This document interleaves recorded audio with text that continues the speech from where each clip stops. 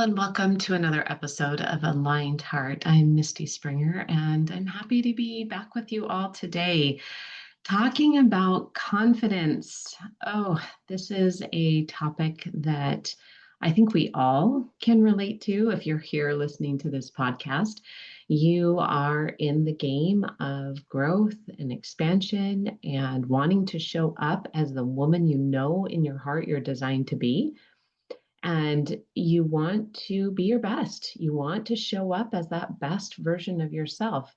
And that can be in creating a business, that can be in your relationship with yourself, that can be in your relationship with your spouse or your kids.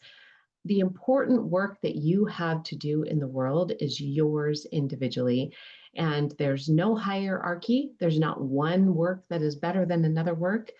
The work that you're up to is expansion and wanting to show up as that best version of yourself, however that looks like. Now, there's two places that I find our confidence starts to waver, because what we tend to do is we tend to look for outside evidence that we are achieving success. That's how we define confidence. Like, I can look at this measurement of success and I can see that I'm making progress towards my goal. Therefore, I feel confident. We're going to be talking about a different way of accessing confidence, because when our confidence is based on an outward measure of success, it can be very tenuous.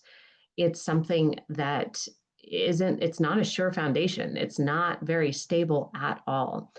The place that I see this showing up the most is in entrepreneurship, creating a business, a heart-centered business, and in creating a different relationship with food in our body.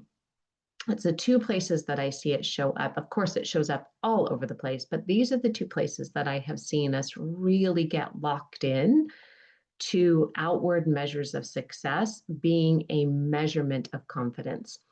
So what does that look like? It looks like a heart-centered business owner. It's those of you that say, yes, I feel a call to share my gifts with the world. I feel like there is something I am meant to do. And you start to move in the direction of what you want. You start putting yourself out there. You start using your voice, and bam, it feels like you hit up against this brick wall and it feels like failure. Maybe the clients don't come as quickly as you thought that they would. Maybe the income starts to stagnate, or maybe you start to notice that the amount of engagement on your social media falls off.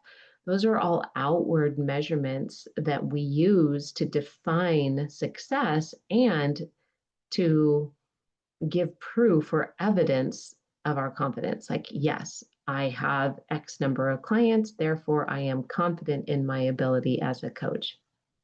Now, the amount of clients you have has no bearing on your level of expertise as a coach, right? You can be a very highly effective, very successful coach, and your clients can start to fall off, right? So there's no correlation, but our brain wants to tell us that there is. And also with food in our body, I've worked with multiple women who are making changes in food and lifestyle. So they're eating better, they're making changes in the way that they're moving their body, they're doing it from a place of alignment, they're creating change from the inside out, and they start to feel good. I have a measurement that I used to use in my practice that was helping to women to see where they were actually making progress in the symptoms they were experiencing in their body. So they were noticing that they were sleeping better. They were noticing that they had less anxiety. They were noticing that they felt better in their body. They felt like their clothes were fitting better. They felt that they were feeling confident in their skin. And yet, I can't tell you the number of times that women threw in the towel because the scale didn't change. Even though there were all of these other measurements of success, that measurement, that tangible number on a scale was so powerful, it completely sabotaged all the messages that their body was sending that they're actually making progress, that they're actually creating change in their body. But that number on a scale felt like evidence of confidence. Like I am doing it. I'm creating success.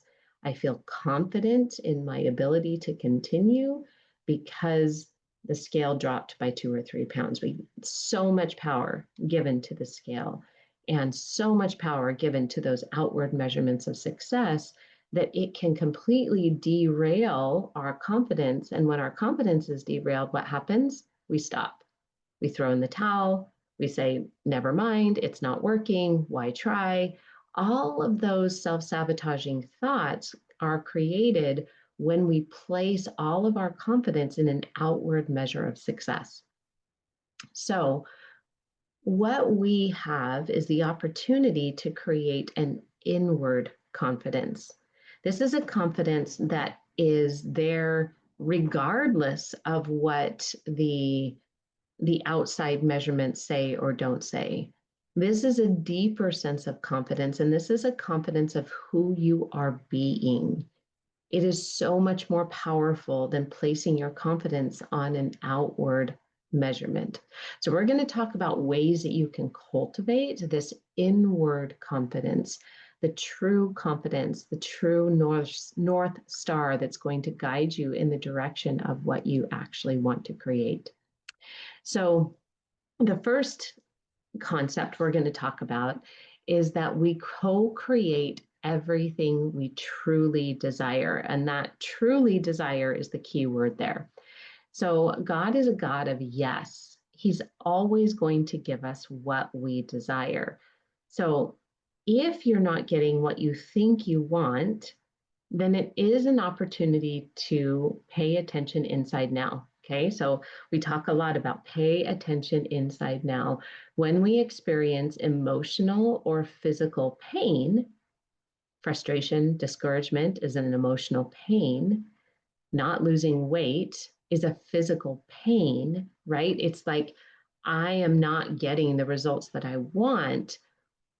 This is an opportunity to pay attention inside now and truly find what your true desire is. Okay, so I'm going to clarify what that means and why that's important. So I want you to ask yourself, what do you want? Maybe I want more clients, or maybe it's I want to lose 10 pounds. Okay, so actually clarify what you want. Now, here is the power question that gets to the heart of your true desire. I want you to ask yourself, what will having that do for me? What will having 10 clients do for me? What will losing 10 pounds do for me? Right? And just write that down. So let's take this in the context of like $1 million, right? I want $1 million. What will having that do for me? I will feel success. I'll feel accomplished. I'll feel secure. I'll feel blessed. So the true desire is not necessarily the $1 million. The true desire is success, accomplishment, security, and feeling blessed or known. So sometimes God gives us the $1 million. More often, God gives us the experience we need to become someone who co-creates $1 million, okay? Sometimes He provides the true desire, which is He helps us to develop and practice and have the experience of feeling success, accomplishment, security, and a feeling of being known and blessed without the $1 million being there. So think about that. Which is more secure? Which builds confidence more firmly and more completely in you. If you had $1 million just handed to you, would you feel successful, accomplished, secure, like I can create this anytime I want? Or maybe you would feel blessed, maybe, right? You would feel known, you would feel seen. But think about how much more successful, accomplished, and secure you felt in your ability to co-create $1 million if you developed those beliefs without the evidence of the $1 million being there. Right? That's where we really truly develop that understanding and confidence in who we are. It's developing it first without the evidence being there. So our true desire is always answered. So if you're having the experience of not receiving what you want or what you expect, go ahead and ask yourself the question, if I had what I wanted, what will having that do for me? And then notice all the ways that you are developing what you truly desire. You're practicing becoming what you truly desire. That's going to be the first step in confidence building, is recognizing, oh, I actually am getting what I want. I'm getting what I truly desire. The outcome may look a little different than the way I thought it was supposed to look. I have to detach from my expectations of the way that I thought it was supposed to be. And I am getting what I truly desire. It's a really powerful way to approach success from the inside out. So when you think about that, you can think about the question, what if success was not getting what I want? What if it's success is getting what I truly desire? All right, so second concept, the most powerful vibration is truth. So we've talked on this podcast about what we put out into the world is what we attract back to us. And there is a concept of an emotional vibration scale, that every emotion that we feel carries an energetic vibration. And the higher vibration emotions like bliss, joy, happiness, those are at the higher end of the scale. The lower end of the scale is discouragement, fear, distrust. Those lower vibrating emotions, the concept is what we put out into the world is what we get back. So if we're putting high vibration out into the world, happiness, joy, peace, we're going to attract into our life more happiness, joy, peace.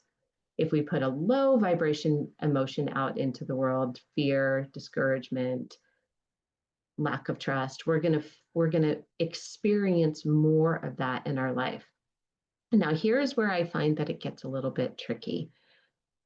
This is really easy, especially if you've been in the game of personal development for a long time. You may find that you can use the knowledge of creating positive thoughts against yourself. It becomes this game of I'm not doing positive thinking good enough, right? Which puts us into the cycle of shame and doubt, which isn't what we want, right? Like we're trying to I just need to think more positively is often a mantra that we fall into that isn't serving us, because that's in and of itself encircled with shame. It feels like I'm not doing it right if I'm not thinking positive enough. What I have found for myself and my clients is that the highest vibration is truth. Truth is our highest vibration. And that can sometimes mean right now, I'm discouraged, right? Like I'm having the experience of not getting what I want. And that can feel really discouraging. It can feel like something that is frustrating or confusing, or why hasn't it happened yet? And sometimes we can find ourselves in this place of just like, what am I doing wrong? Like, what is wrong with me that I'm not creating what I want? Right? That feeling of discouragement and frustration, we can't just Pollyanna positive our way out of that. And it doesn't even need to be, because the highest vibration that we can be in is truth. So, what we can do is come back to the truth. We don't have to attach to the story behind the emotion. We can simply allow the emotion to be there. I can be in the emotion of discouragement without entangling and attaching to the story of it's never going to work for me, right? There's two different things. There's the feeling of discouragement that is true. In your experience right now, you are feeling discouraged, and that's okay. It's a human emotion. We all experience it. There's going to be moments when there's greater amounts of discouragement that you feel, and times when you feel lesser amounts of discouragement. Honoring where you are at and the feelings that you are experiencing is the most powerful way that you can step into your truth. Now, what I'm going to offer you is as a way to acknowledge the truth of what you're feeling without entangling with the story. Because an emotion that is coming up is simply an opportunity to pay attention inside now, right?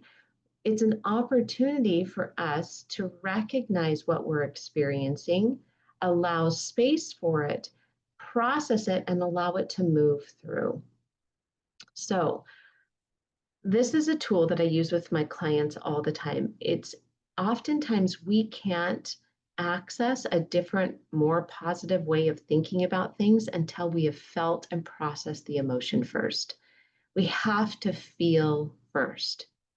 So when you are in a place of discouragement, when you are recognizing I'm not where I want to be, give yourself permission to just honor that, to be in the vibration of discouragement, right? And as you allow yourself to just name it, it's as simple as that.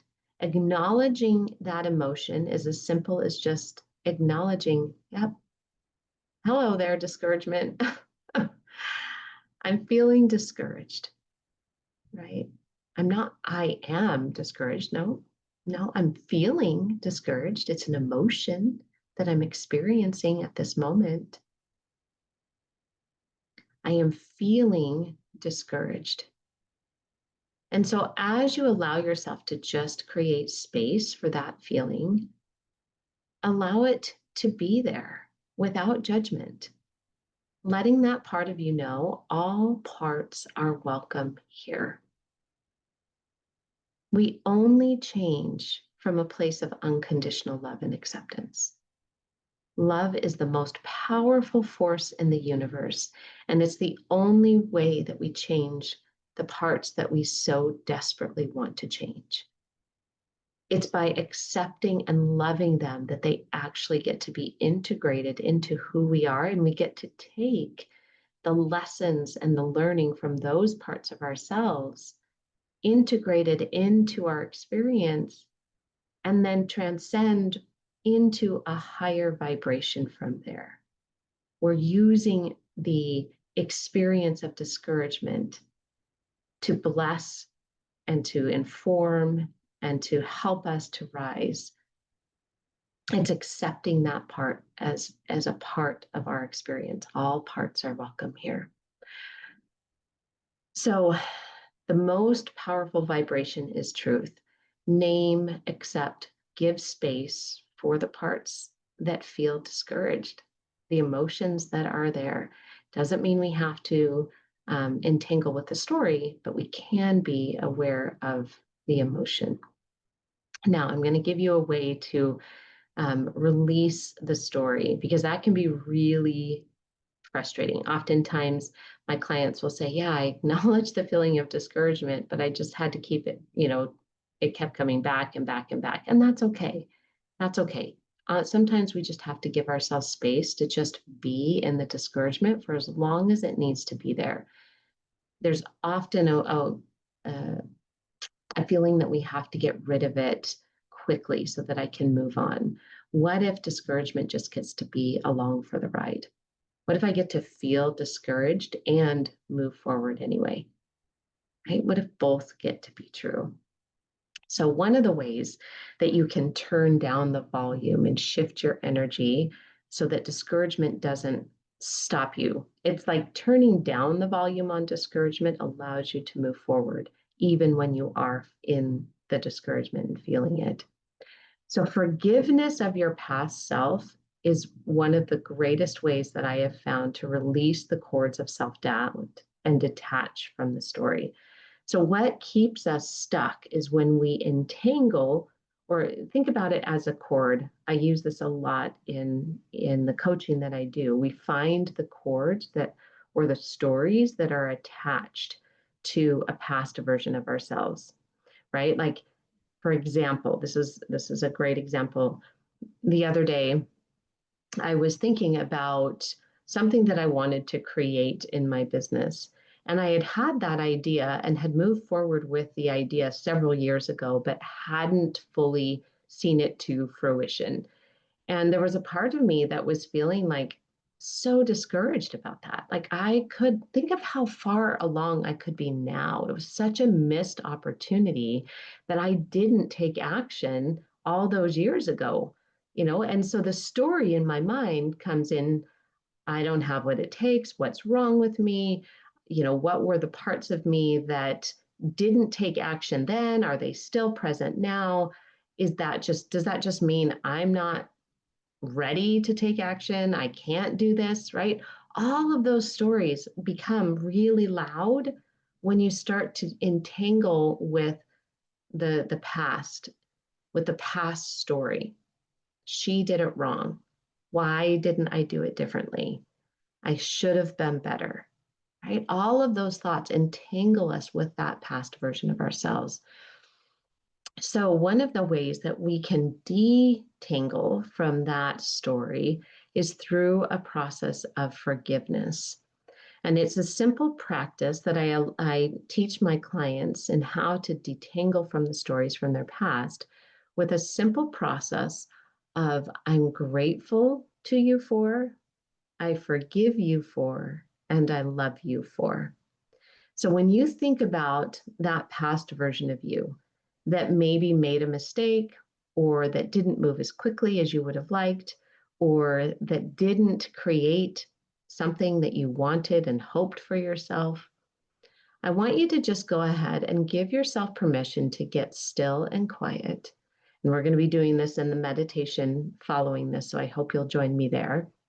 I'll be taking you through this practice, but just giving yourself permission to be grateful for what that version of you did. That past version that made mistakes, that was doing her best, right? But didn't create what you had hoped for yourself. I'm grateful to you for. I forgive you for. And I love you for. So we'll be doing a deeper version of this in the meditation. Like I said, I hope you'll join me for that. But as you allow yourself to forgive that past version of you, the cords start to loosen on that past, and you're able to step forward. Perhaps that version of you wasn't ready. Maybe she didn't have all that she needed to develop. Maybe the doors that were opening, she just simply stepped into the next door that was open to her. And that door may have been becoming the person who could consistently create what she wanted, right? Allowing yourself to just forgive and be grateful and entangle or detangle from the past allows you to move forward without feeling pulled back and staying stuck in the past. If you think about it, when you're driving a car, how much faster can and more safely can you travel if you're looking through the front windshield that's wide and expansive instead of looking in the rear view mirror? Right? That's what we do so often. We are trying to drive, moving forward in our life by looking and driving with the rear view mirror. So we want to be able to just keep our eyes focused on that windshield, keep looking forward, not detangling, taking our eyes off the rear view mirror by detangling with that story that we've attached to the past version of ourselves, and continue moving forward. So finally, confidence blooms from unconditional love and acceptance. This is the final thought that I want to end on, because this is the most powerful truth of where true confidence lies. We try to develop confidence by placing emphasis or importance on outward measurements of success. What is true is that when you get still, when you get quiet, when you tune into that first voice, the truth of who you are, that's where you find your true confidence. The first step to developing confidence is knowing that true confidence starts inside. It's developing an inner trust in your divine potential and wisdom, and that you can access that divine potential and wisdom at any time. It's always available. The best way that I have found to access that divine truth is through stillness. When we clear out all the noise of the second voice, when we allow ourselves to just sink into the truth of who we are, every single time, there is a confidence there that is undeniable. I've seen it over and over and over again with my clients. This is the process that we walk through every session and every coaching container that I offer. It's awake to the truth of who you are. Become aware of what's stopping you and align with your highest self to step into aligned action. That's the formula for creating what you want. That's the formula for confidence. Awake to the truth of who you are, become aware of all the noise and what's stopping you, and get into aligned action. So accept that you are enough in this moment. Shine your light on all that you are instead of all that you are not. And this continues to move you in the direction of what you want to create. What you focus on grows. Where you shine your light is what you will see, and what you see is the direction you will go. I want to just offer, for those of you who would love to continue in this, or experience this awake, aware, align, just for a short time for the month of September and October 2025, I'm offering a limiting belief audit, and I'm offering 3 sessions for $600. It's a significant discount. And I'm doing this because I want to offer more ways for you to feel like you can understand the truth of who you are, know what's stopping you, come to understand what the limiting beliefs are that are getting in your way. Oftentimes, our mind is not even aware of those, but our body is. 95% of all of our self-limiting beliefs are unconscious. It means we're not even aware of them in our conscious mind, but our body knows. Our body is aware of what we need to move through in order to get into aligned action and to turn up the volume on the truth of who we are. So I'm offering that for a short time. 5 spots is what I have available. I hope that you'll join me for that. If it feels aligned for you, I encourage you to click the link. I'll put it in the show notes and secure your spot. If you're if you have questions about whether this is for me or not, go ahead and reach out, send me a message. But I would love to help you awake to the truth of who you are, become aware of what's stopping you, and get into aligned action so that you can move forward with that internal confidence that blooms from the inside out. I hope you'll join me in the next episode as we continue to bloom confidence, and we'll see you next time. Thanks all.